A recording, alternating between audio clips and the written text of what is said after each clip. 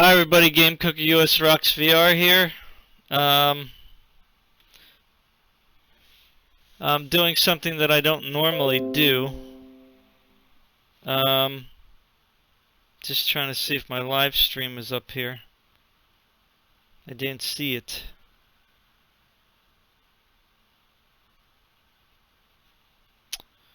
I hate the cell phone, man. It's like getting my live stream to show up is really a pain in the neck. It's like, just show. There we go. Finally.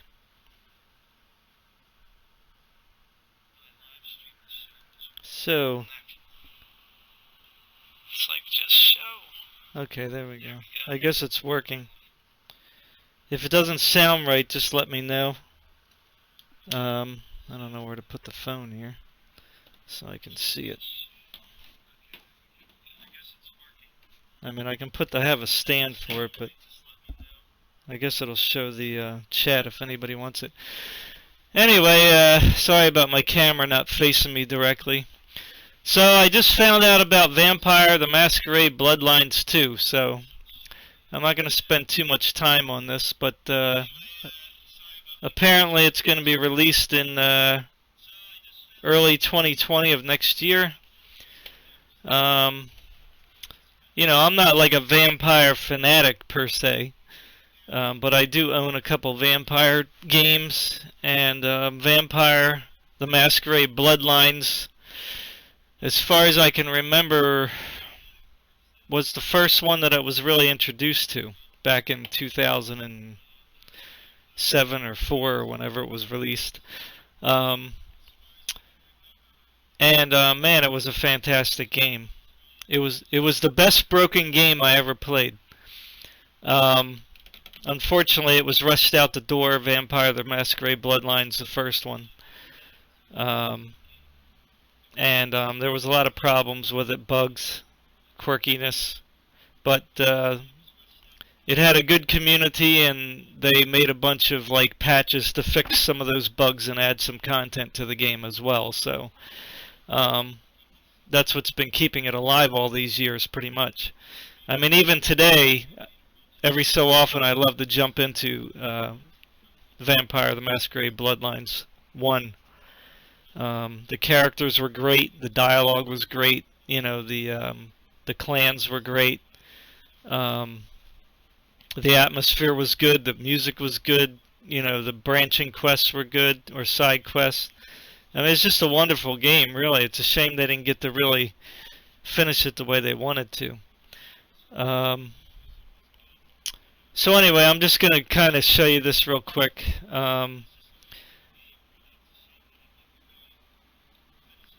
So basically, the Bloodlines, it says, after years in development at Hardsuit Labs and months of teasing from Paradox Interactive, we're excited to reveal Vampire the Masquerade Bloodlines. So this is obviously an article, which I didn't really want to get into here. I'm a little confused here why they're wording it that way. To reveal.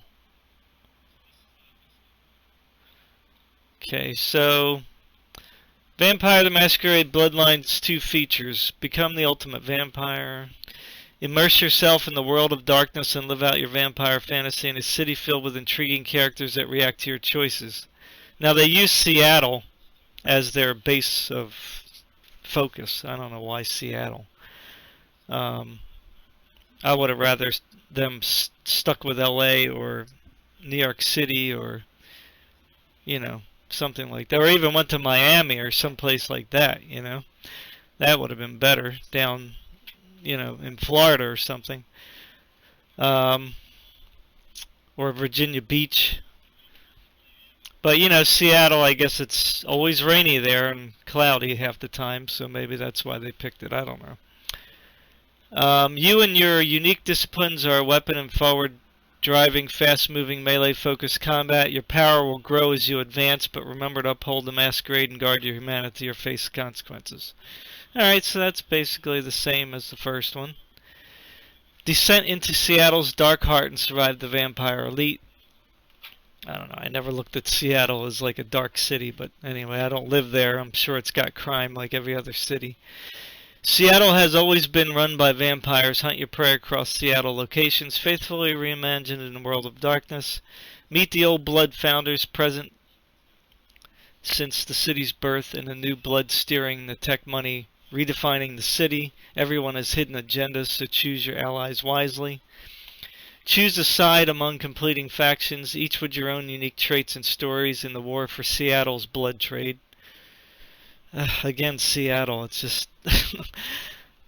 hearing that, just, I don't know. Why Seattle? The world will judge you by the company you keep, but remember, no one's hands stayed clean forever. Written by the creative mind behind the original Bloodlines, Vampire the Masquerade Bloodlines 2. Maybe that's why they picked Seattle. I didn't see the recent book. So anyway, that's basically a quick rundown. Let's see. About us. So Paradox Interactive is a leading global publisher of the games for PC and console. The company has developed and published a world-renowned catalog stretching back to 1999 with players hailing from all around the world. So Paradox bought the rights to the Bloodlines World of Darkness, so obviously they own the publishing rights to the Vampire the Masquerade. So here's just some little concept art here, I guess. Hardsuit Labs, established in 2015. Hardsuit Labs is an independent game development studio located in Seattle, Washington. Oh, maybe that's why they chose Seattle then. Dedicating to make great games using engineering and game development experience along with some of the greatest people in the business. The studio's mission is to deliver unforgettable experiences across all gaming platforms. So again, I'm just kind of showing you this in case you don't feel like looking yourself. So the story, written by Brian Mitsoda, the creative mind behind the original Vampire the Masquerade Bloodlines, or excuse me, behind the original, Vampire the Masquerade Bloodlines 2 brings the ambitions of the first life and sees the return of a few fan favorite characters. Those narrative ambitions are bolstered by Kara Ellison exploring the effects of the mass embrace on regular Seattleites. So Kara Ellison, I guess she's the one who's in the trailer talking. Of course it's got to be a woman now, but whatever. I mean, I don't hate women or anything, but it's like all the movies seem to like highlight a woman now or a girl. All the games now seem to highlight a woman or a girl. I mean, it's like everywhere you look, it's like the main protagonist needs to be portrayed as a girl. You know, it's like men are unimportant now or something. I mean, I don't know. I've always been happy with women characters. Why they need to be like in the forefront now all of a sudden like they were unimportant before, I don't really understand that. Victim of the mass embrace, thrown into a dark, unforgiving world. Enter the night as one of the several humans explicitly attacked in a mass embrace, suddenly thrown into dangerous and ruthless vampire politics of Seattle. Tensions between the factions in Seattle are at an all-time high, and this unsanctioned attack throws the status quo into chaos. Excuse me. An inquest is called in order to get to the bottom of the mystery, and you're the star witness whether you like it or not. As one of the few free agents in town, you will choose a side and play an important role in the factional war to control the blood trade. But can your allies answer why you were made? Who's pulling the strings? And why your real enemies? And who are your real enemies? Or will you be more concerned with what you can do to get ahead among the vampire elite? The choice is yours. So you can see here in the background they're playing some of the trailer. Now the trailer to me did not make me jump up and down and go yippee. I mean, it's obviously not gameplay, or at least it doesn't look like it's gameplay. It just looks like it's a hyped up trailer, which, you know, for this kind of game should be, but again, the trailer didn't do anything to get me really excited about the game yet. I mean, I'm happy it's being made. That's what's exciting me. But we need to see some gameplay. And the first person perspective that they were showing in the trailer also was a turnoff for me. Um, Now, I don't have anything against first person perspective. I mean, that's kind of where it all started for me, with Unreal Tournament and all that stuff. But Vampire the Masquerade Bloodlines, the first one, the third person view kind of actually made it more immersive for me. Being able to see my character, when he or she jumped up and sucked the blood, off of a victim, you could see that happen, Here in the trailer, it was showing somebody sucking somebody's blood, and all you could really see is their neck. That was just kind of like wonky to me. I didn't like that at all. I want to see my character jump on somebody, and overtake them. That's the whole point of the vampire, to see them in action, Now I don't have a problem with it having first person and third person, depending on what's going on, but if it's just going to be a first person only, I don't know if that doesn't make it more immersive, just being first person. I think that's a fallacy. I think that Cyberpunk 2077, when they said that their game had to be first person to be immersive, yes and no. Um, I don't have a problem with Cyberpunk 2077 being first person because you're not sucking people's necks.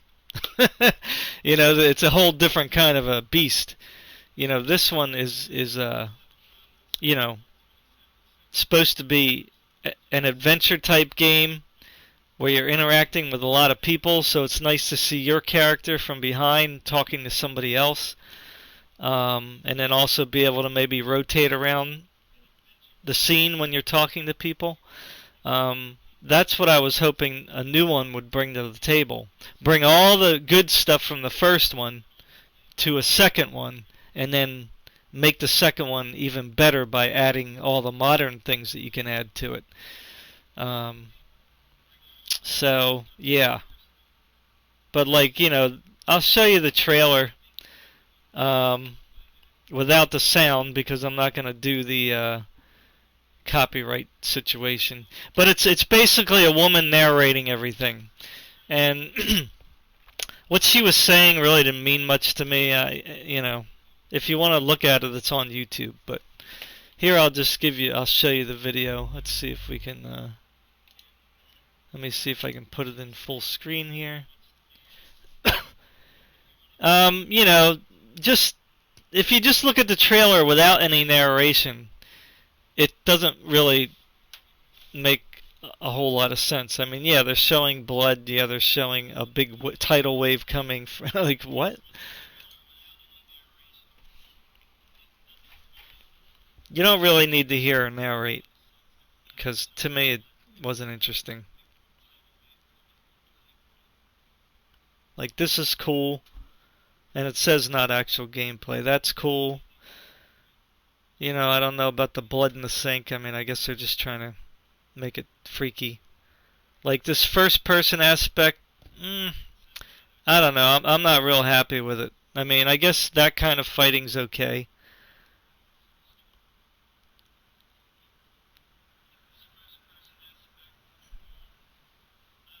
Like, that's not good. I don't like the way that looks. I mean, if you're going to bite somebody's neck, let us see it. You know? Of course, a woman with boobs, hopefully that they won't have any problems showing adult content or even exploitation in the game. That's what I'm hoping doesn't happen with this game, is the politics get in it, like the blood in the thing. That looks like a LaCroix type character.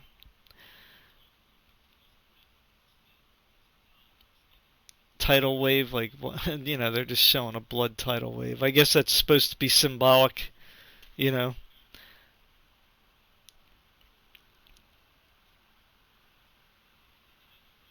So, there you go. eh, it wasn't really enough to make me go yeehaw, you know. So here's the main page here, Paradox. You know, like, you know, this is kind of cool here, I guess. This picture. Oh, good grief. Alerts, come on. I mean, I'm definitely happy they're making another one, but I hope that it is grander, more grand than the first one. You know, that's what I'm hoping. I don't want it to be worse. I don't want it to be the same even. I want it to be better. And, you know, having the first one to look at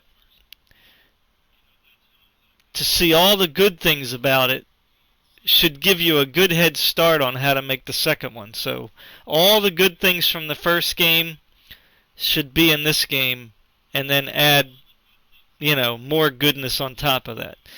You know, there really is no excuse for this not to be good.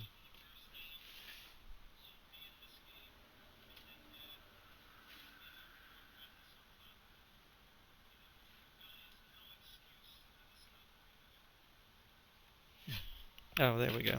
Oop.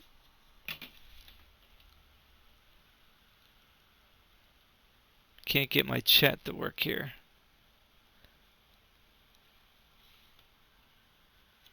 I gotta put it up. I guess I gotta put it up here.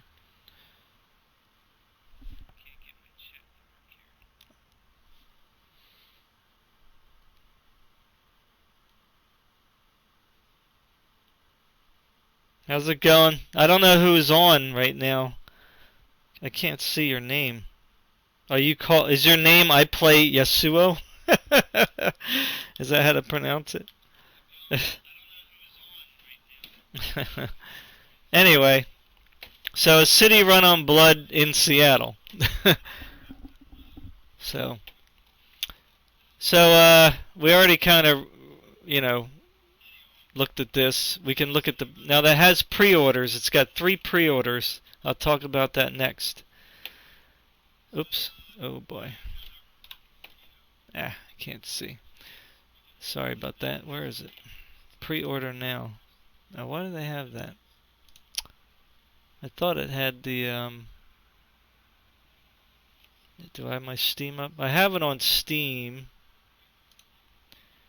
So, it is on Steam, so it's, as of right now, it's not an Epic exclusive. Let's hope it doesn't become an Epic exclusive. But here's, you got 3 pre-purchases here. Now Epic, does it show here? What the 3, yeah, here we go. Alright, so the standard edition, you know, official soundtrack, that's cool. You get a retro hunter outfit, Civil War saber, weapon skin, and great pistol. Okay, so that's all you get there. And then with the deluxe and premium, you get 24-hour early access, and that comes with the unsanctioned blood pack, art book, commentary, Jack outfit, Jeanette outfit, severed arm weapon skin, sarcophagus.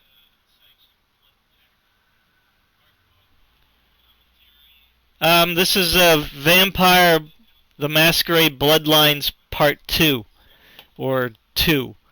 It's not out yet. It's coming in March of 2020, unfortunately. And then, of course, with the premium, you're going to get the season pass. So, story pack 1, 2, and whatever expansions come out. So, so here's the unsanctioned blood pack. You know, Jeanette outfit, smiling Jack outfit. Oh, well, that's cool. They're both going to be back, so that's nice. So the sisters are back, so that's cool.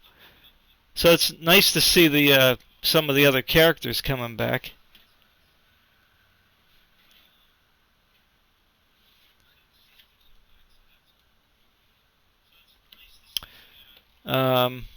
Yeah, so anyway, so that's what you get there. So, ooh, they just kill us with these pre-purchase packs, man. $60 for the base game, then another 10 for the, you know, so you end up paying $90. I mean, I don't have a problem with buying like stuff like this, but it's just when you're buying it and you don't even know like how things are going to turn out. That's when it gets a little, you know, um, problematic. So anyway, there it is. Um,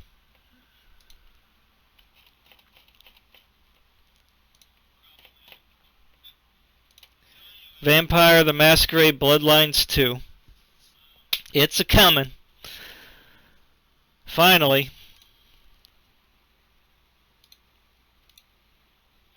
So that's it, I guess. I don't have much else to say about it. Just wanted to make you aware, just in case you weren't. So don't forget to, if you want to follow me on Twitter and Facebook and Instagram, check out my YouTube page. And you can also follow Bloodlines 2 also on Facebook and Twitter. Whoops, no, they won't let me go on there. It's also on the Epic Store as well. You can pre-purchase it. They have the 3 packs on there as well. I'm gonna stick to Steam because I would just rather stay on one platform if I can. I hate having so many different platforms. So here's some screenshots on here. Again, I hope they implement third person somewhat. Anyway. Alright guys. Take care.